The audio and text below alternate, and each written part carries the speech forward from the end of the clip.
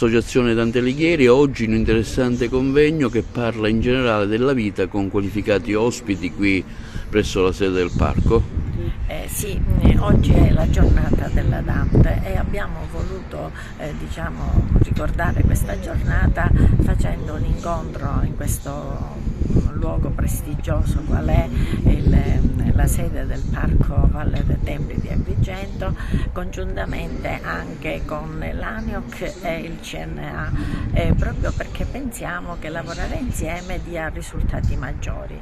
Abbiamo scelto come tematica la vita, i nostri relatori proprio illustreranno i vari aspetti della vita secondo le loro anche competenze e le loro attitudini. Le relazioni sono tre, una di Enzo Alessi, l'altro di Antonio Liotta e l'altro di Luciano Cerioli. Verranno intervallati da momenti artistici curati da Federico Refice, Giuseppina Mira e Liliana Arrigo. Evidentemente gli aspetti che verranno evidenziati sono quegli aspetti che riguardano i vari nostri percorsi di vita con le inevitabili occasioni, cose che possono capitare inaspettate, non previste, ma che ci portano a volte a andare avanti e cercare varie soluzioni. Evidentemente è un guardare alla nostra vita in senso lato, la vita che oggi non è più prevedibile come poteva essere una volta, ma con i suoi imprevisti e con le sue anche difficoltà che bisogna affrontare con coraggio e con determinazione. Altre iniziative in cantiere? Sì, abbiamo altre iniziative in cantiere per i primi di giugno, sempre collegati col Parco Archeologico Valle dei Templi. Ringrazio proprio per questo sia il direttore Roberto Sciarratta, ma anche l'ingegnere architetto Infantino per la disponibilità che danno, perché sicuramente coloro i quali vengono in questo luogo, già nell'attraversare questo tragitto, nel vedere le nostre bellezze paesaggistiche e naturali, è anche un messaggio che viene dato forte.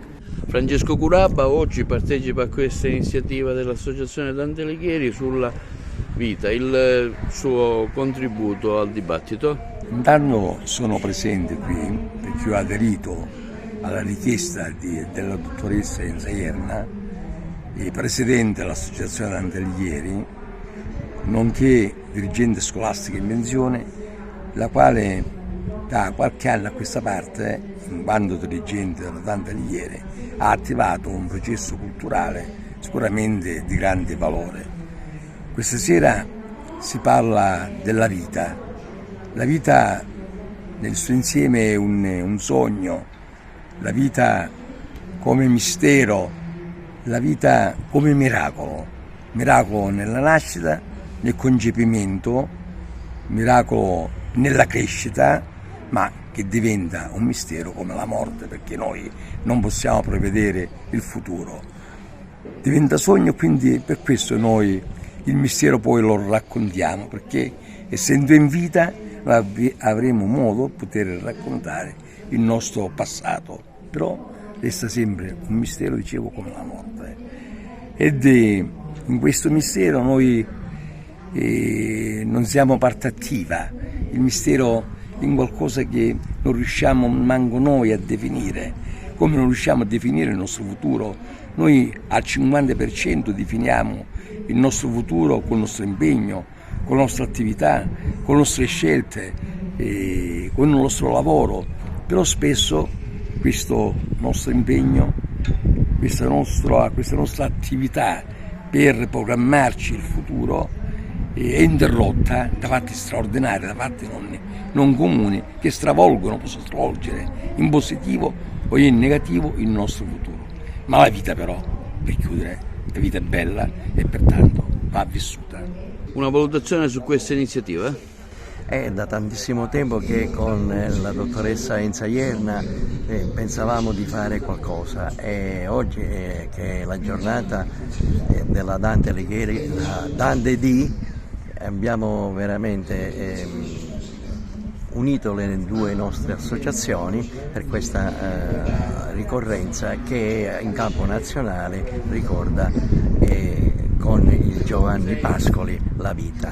Ecco, il tema della serata è la vita e noi siamo per la vita e soprattutto per coloro i quali che riescono a dare qualcosa agli altri. L'associazione degli insigniti è sempre disponibile a dare agli altri quello che magari manca come genere di prima necessità e soprattutto dare un supporto morale e un aiuto sicuramente fisico. Grazie alla ENSA Iserna stasera abbiamo assistito a questa interessante e quanto mai direi eccezionale evento culturale.